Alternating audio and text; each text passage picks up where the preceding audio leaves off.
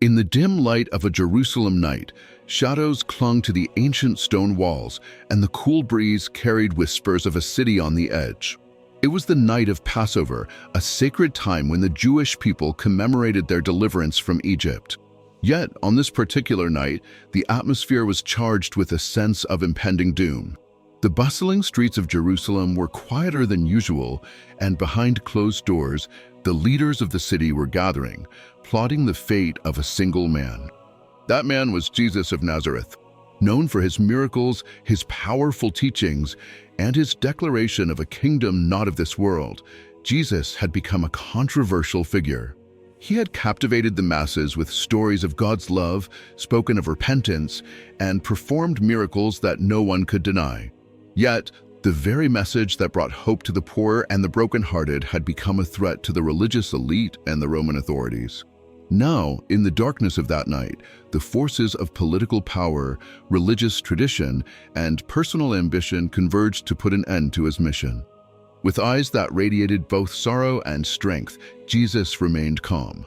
He stood in the midst of enemies, his face illuminated by the dim torches held by Roman soldiers. He was the picture of tranquility, even as false accusations and bitter whispers filled the air. Around him, shadows moved restlessly, the shadows of those who had decided that this man, who spoke of love and forgiveness, was too dangerous to live. The elders of the Jewish council, the scribes, and the Pharisees, men who held the keys to religious authority, gathered in secret, their faces stern and their minds set on one thing: eliminating the man who threatened their way of life. Jesus' followers had dwindled, his disciples scattered in fear, and his enemies closed in. Among them were the most powerful figures of the time: Pontius Pilate, the Roman governor; Caiaphas, the high priest; Herod Antipas, the Jewish king; and Judas Iscariot, the disciple who would become synonymous with betrayal. This story is not merely about betrayal. It is about the eternal conflict between light and darkness, the tension between truth and deception, and the ultimate triumph of love over hate. It is a story that begins in the darkness of betrayal but ends in the brilliant light of redemption. As the nails would soon be driven into wood and the sky would turn black, the world held its breath. This was the beginning of a story that would echo through the ages, a story of God's unending love for a fallen humanity. The story of Jesus' trial is a moment of high drama where the fates of nations and souls hung in the balance.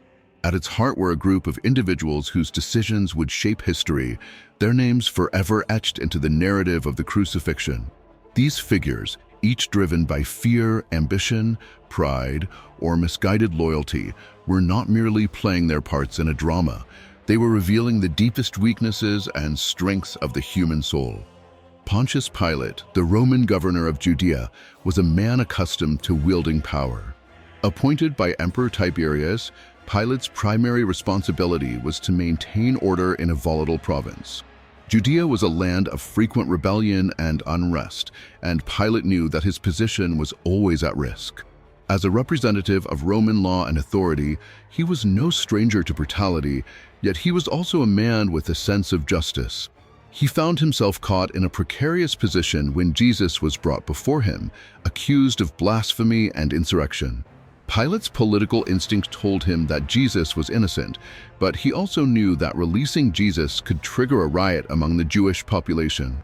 Pilate's role in this drama would become a lesson in the danger of sacrificing truth for convenience. Caiaphas, the high priest, was the undisputed leader of the Jewish religious council, the Sanhedrin. He was a man of significant power, influence, and cunning. Caiaphas saw Jesus as a direct threat to the authority of the temple and the stability of Jewish society. Jesus had performed miracles, drawn large crowds, and spoken with an authority that challenged the religious status quo. The high priest feared that Jesus' growing influence would destabilize the delicate balance between the Jewish leadership and the Roman authorities. If Rome perceived Jesus as a revolutionary, it could bring down the wrath of the empire upon the entire nation. For Caiaphas, condemning Jesus was not just a matter of protecting his own power, it was about maintaining the status quo and avoiding potential disaster. Herod Antipas, the son of Herod the Great, was a ruler of Galilee and Perea. He was known for his cruelty and ambition, willing to go to great lengths to secure his throne. Herod had a reputation for ruthlessness, having already ordered the execution of John the Baptist, a man who had spoken against his immoral behavior. When Pilate sent Jesus to Herod, hoping to avoid making a difficult decision himself, Herod was intrigued. He had heard of Jesus' miracles and was eager to witness one for himself. But when Jesus remained silent before him, refusing to perform or defend himself, Herod's curiosity turned to scorn. He mocked Jesus, dressing him in a royal robe to ridicule his claim of kingship, before sending him back to Pilate without issuing a verdict. Herod's indifference would become emblematic of those who fail to see the truth because they are blinded by pride. Judas Iscariot, a man who had walked with Jesus for years, was the disciple who would go down in history as the ultimate betrayer. His motivations remain a subject of debate and speculation. Some suggest that he was driven by greed, others that he was disillusioned by Jesus' refusal to lead a political uprising.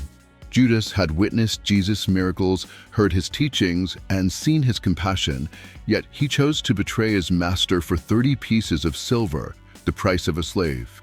It was not merely an act of betrayal, it was the tragic culmination of misplaced expectations, frustration, and the vulnerability of the human heart.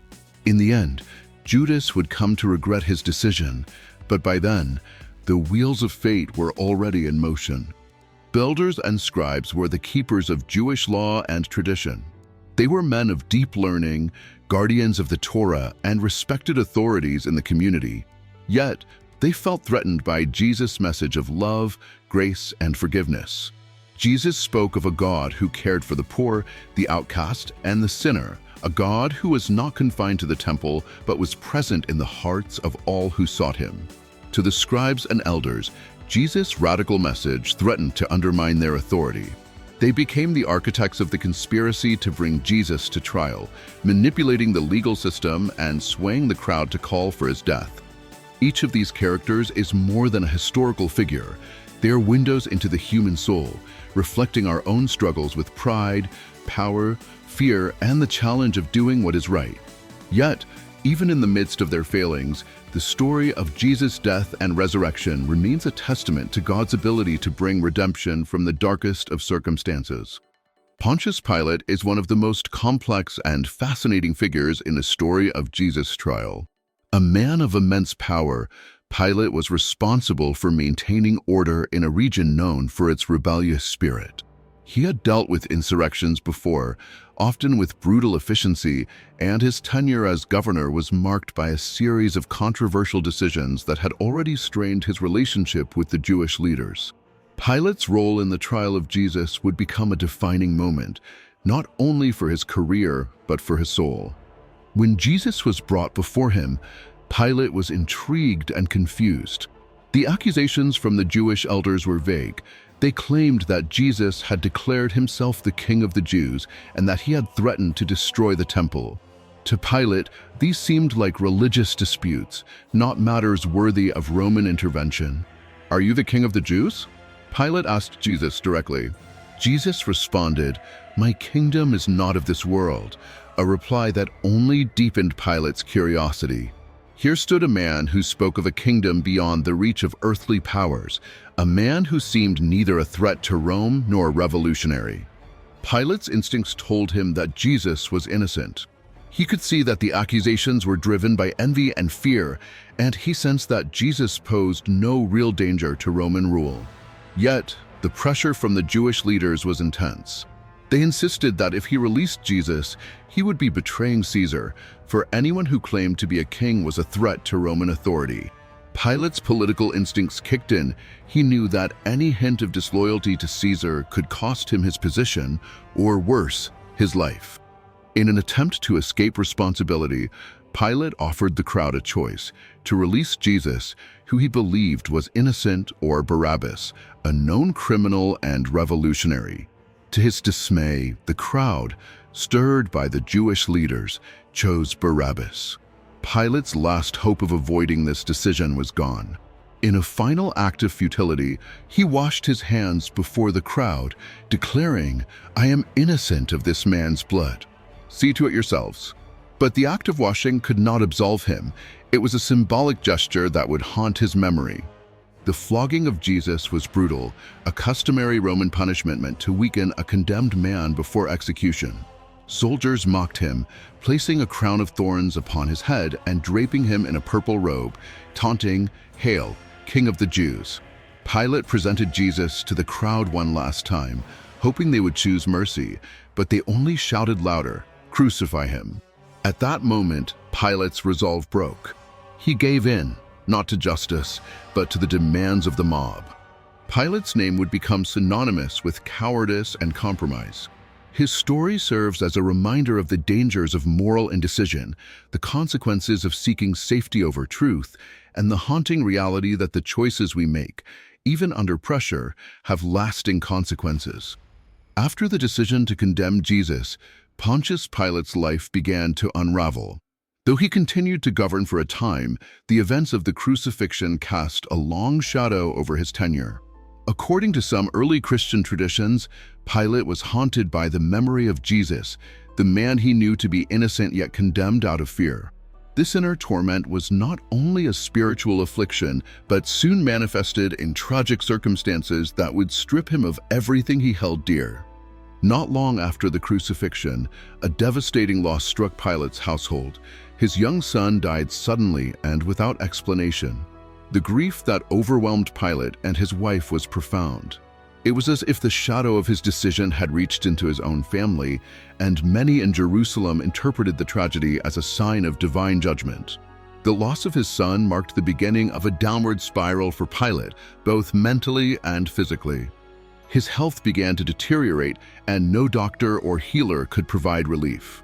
He became withdrawn, plagued by a mysterious illness that left him weak and gaunt, a stark contrast to the powerful figure he had once been. Meanwhile, unrest continued to grow in Judea. Reports of strange events, rumors of a man risen from the dead, circulated throughout the region, fueling tensions between the Roman authorities and the Jewish population. Pilate's handling of the situation was viewed with increasing suspicion by his superiors in Rome. Roman officials, alarmed by the unrest and the growing instability, decided to recall Pilate from Judea. He was stripped of his position and exiled, a punishment for his perceived failures as a governor. Pilate, once a man of immense power, found himself banished to a remote and insignificant corner of the empire. His wealth vanished, consumed by ill-fated attempts to regain favor and influence. In exile, Pilate was a broken man. He was no longer the confident ruler, but a shadow haunted by his past. His nights were filled with restless dreams, visions of a bloodied and silent Jesus standing before him. It is said that he often spoke to himself, repeating the words, "What is truth?" as if searching for an answer he could no longer grasp. The image of washing his hands, a futile attempt to absolve himself, was a constant reminder of his failure. Some accounts suggest that Pilate, unable to bear the weight of his guilt, ended his life by suicide. The details remain shrouded in mystery, but what is certain is that his legacy became a cautionary tale for future generations.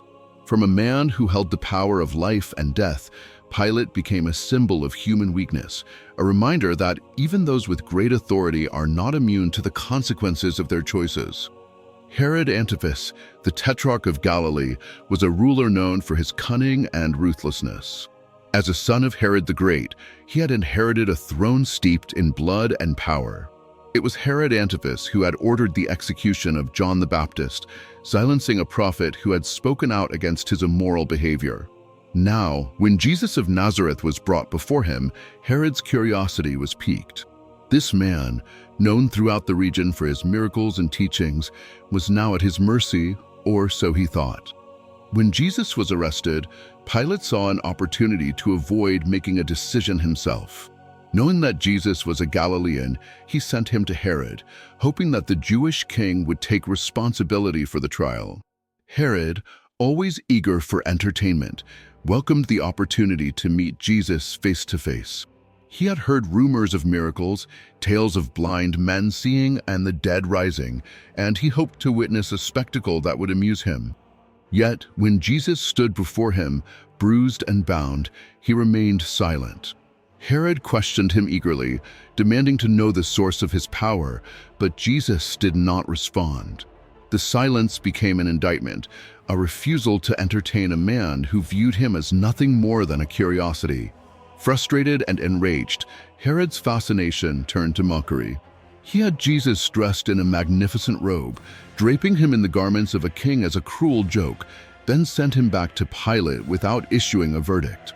Herod's refusal to take responsibility revealed his true nature, a man who cared more for his own power and amusement than justice or truth. His decision to mock Jesus was not just an act of cruelty, it was a declaration of his spiritual blindness.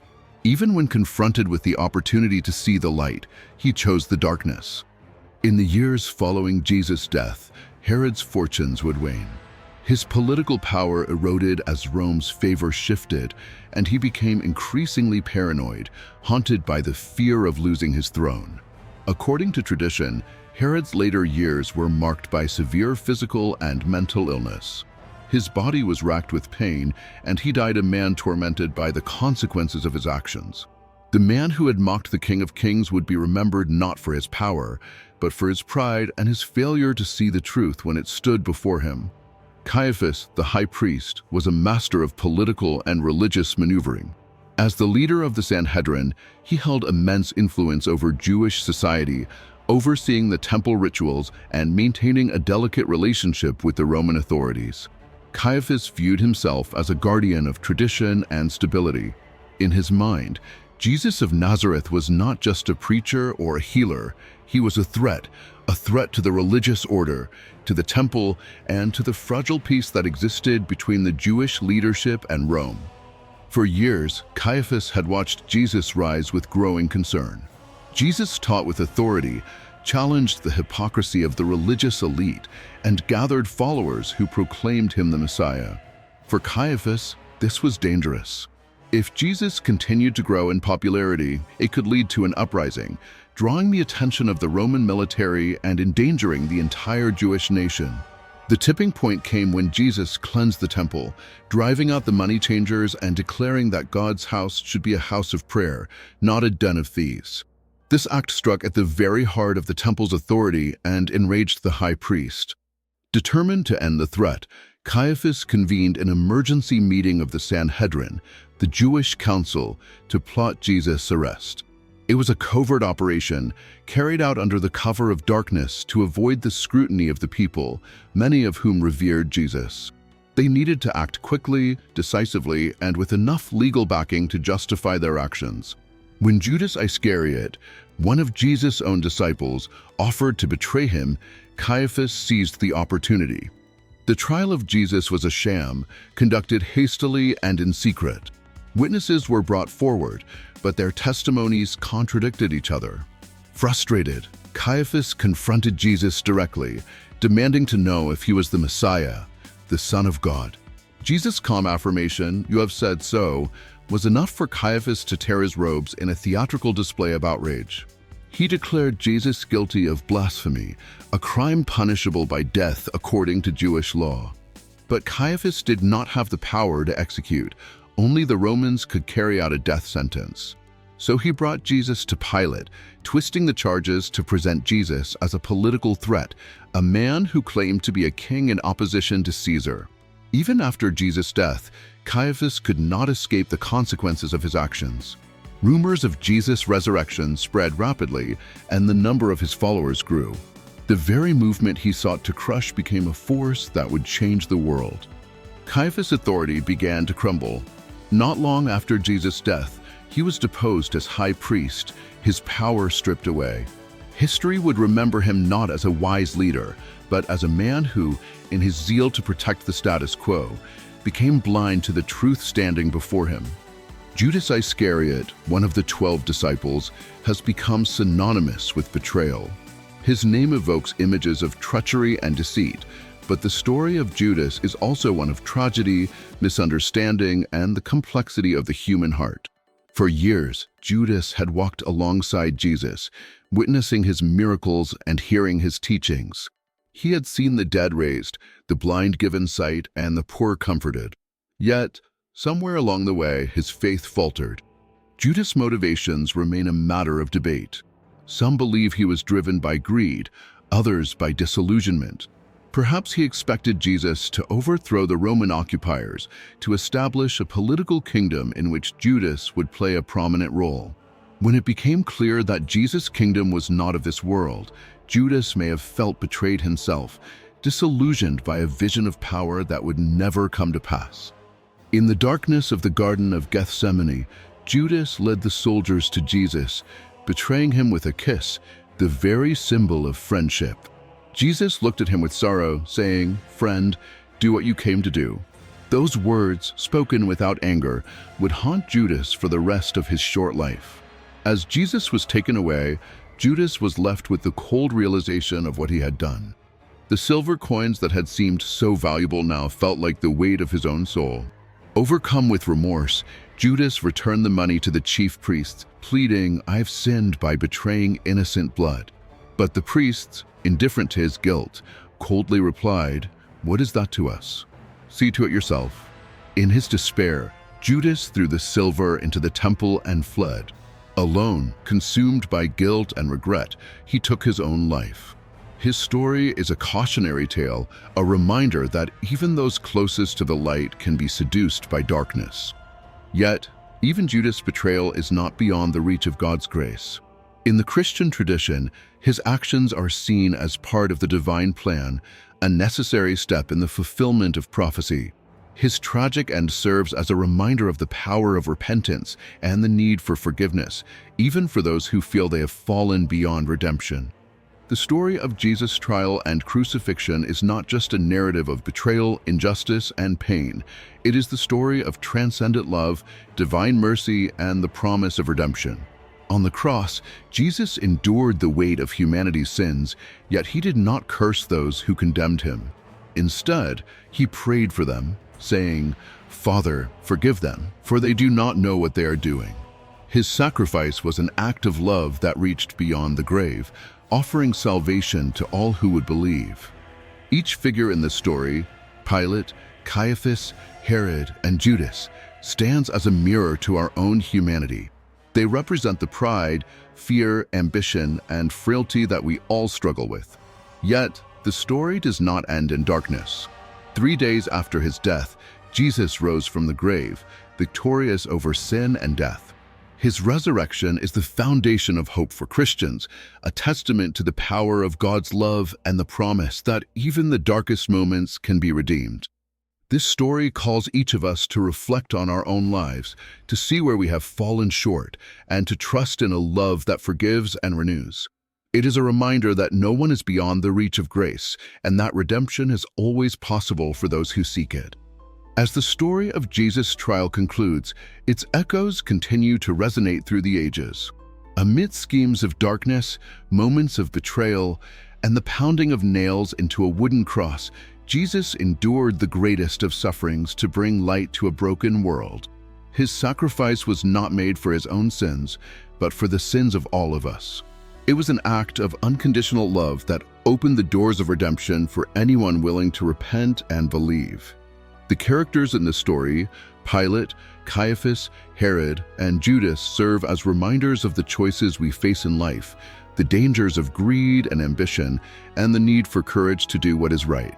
But the story of Jesus, from his sacrificial death to his triumphant resurrection, is an invitation for each of us to step out of the shadows and into the light. Let the light of God's love inspire you to live with courage, kindness, and faith. Remember that no matter the darkness, his love continues to shine, offering hope to all who seek it. If this story has moved you, please share it so that others can also hear the message of love and forgiveness. And don't forget to follow our channel for more stories that reveal profound truths and guide you through the sacred moments of history.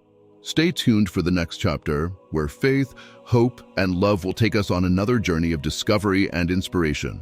Thank you for joining us. Until next time, may the light of faith guide your way.